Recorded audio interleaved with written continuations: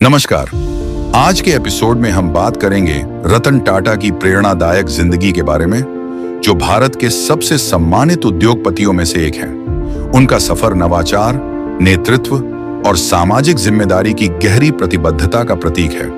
आइए उनकी जिंदगी, उपलब्धियों और विरासत पर एक नजर डालते हैं। रतन नवल टाटा का जन्म 28 दिसंबर 1937 को बॉम्बे, ब्रिटिश इंडिया, वर्तमान में मुंबई में हुआ। वह टाटा परिवार से संबंधित थे, जो भारतीय उद्योग का एक महत्वपूर्ण नाम है। रतन का पालन पोषण उनकी दादी ने किया, क्योंकि उनके माता पिता का तलाक हो गया था। इसने उन्हें सहनशीलता और स्वतंत्रता का एहसास कराया। रतन टाटा और उनके छोटे भाई जिमी का पालन पोषण उनकी दादी नवाज़बाई यार ने एक भव्य इमारत टाटा पैलेस में किया, जो आज के मुंबई के दिल में स्थित है। उनका जीवन भव्यता से भरा हुआ था। रतन को स्कूल एक रोल्स रॉयस में ले जाया जाता था, लेकिन दादी नवाज़बाई, जो एक मजबूत महिला थीं, अपने पोते पोतियों में मजबूत मूल्य और अनुशासन की भावना विकसित की। रतन टाटा एक बार एक दुर्लभ इंटरव्यू में अपने बचपन की यादें साझा करते हुए कहते हैं, वह बहुत दयालु थीं, लेकिन अनुशासन के मामले में काफी सख्त भी थीं। उन्होंने बताया, हम बहुत संरक्षित थे और हमारे पास ज्यादा दोस्त नहीं थे। मुझे पियानो सीखना पड़ा और मैं काफी क्रिकेट खेला।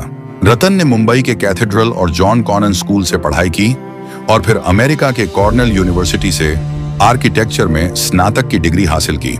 इसके बाद उन्होंने हार्वर्ड बिजनेस स्कूल से उन्नत प्रबंधन की पढ़ाई की। रतन टाटा ने 1961 में टाटा ग्रुप में शामिल होने के बाद टाटा स्टील में एक निम्न स्तर की नौकरी से अपने करियर की शुरुआत की।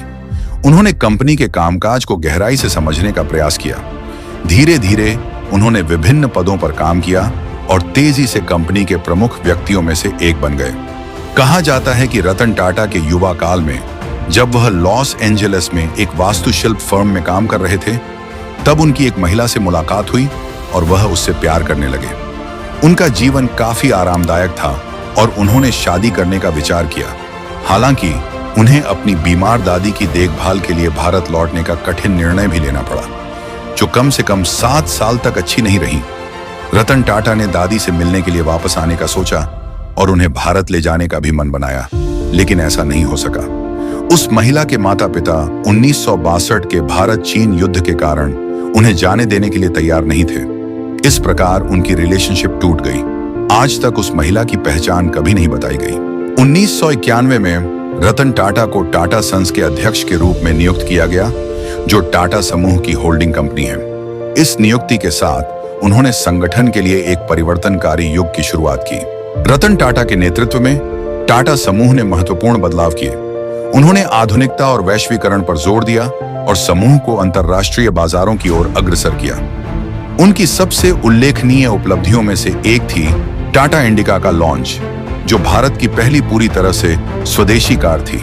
प्रारंभिक संदेह के बावजूद यह कार सफल रही और भारतीय ऑटोमोबाइल उद्योग में एक महत्वपूर्ण मील का पत्थर बन गई। रतन ने कई वैश्विक कंपनियों का अधिग्रहण भी किया, जिसमें टेटली चाय, जगुआर लैंड रोवर और कोरस स्टील शामिल हैं। इन अधिग्रहणों ने टाटा की पोर्टफोलियो को विविधित किया और भारतीय कंपनियों को वैश्विक स्तर पर स्थापित किया।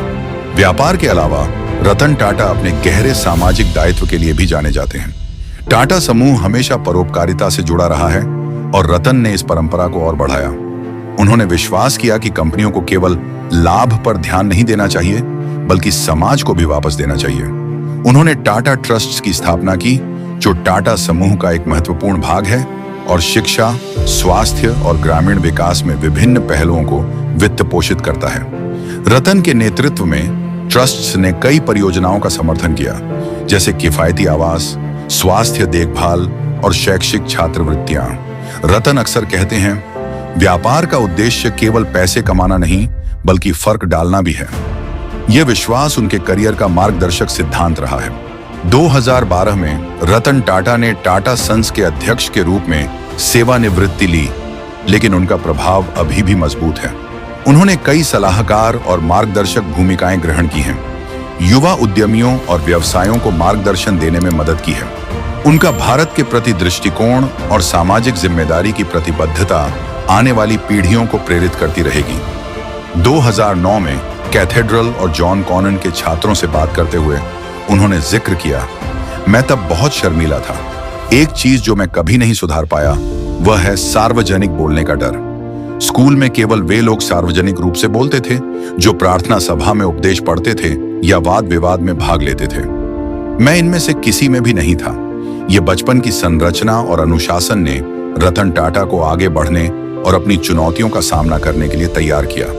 उनके जीवन की इस प्रारंभिक यात्रा ने उन्हें न केवल एक सफल उद्योगपति बनाया, बल्कि एक ऐसा व्यक्ति भी बनाया जो समाज में सकारात्मक बदलाव लाने के लिए हमेशा तत्पर रहते हैं।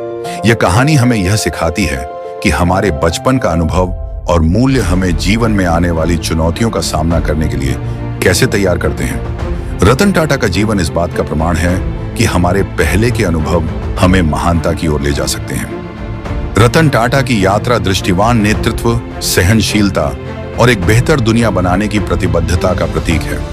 उनका जीवन हमें प्रेरित करता है कि हम केवल लाभ के बारे में नहीं सोचें, बल्कि जिम्मेदार व्यवसाय की धारणा को अपनाएं। आज के एपिसोड के अंत में हम रतन टाटा को न केवल एक उद्योगपति के रूप में, बल्कि एक सच्चे नेता के रूप में याद करते हैं, जिन्होंने कई पीढ़ियों को प्रेरित किया है।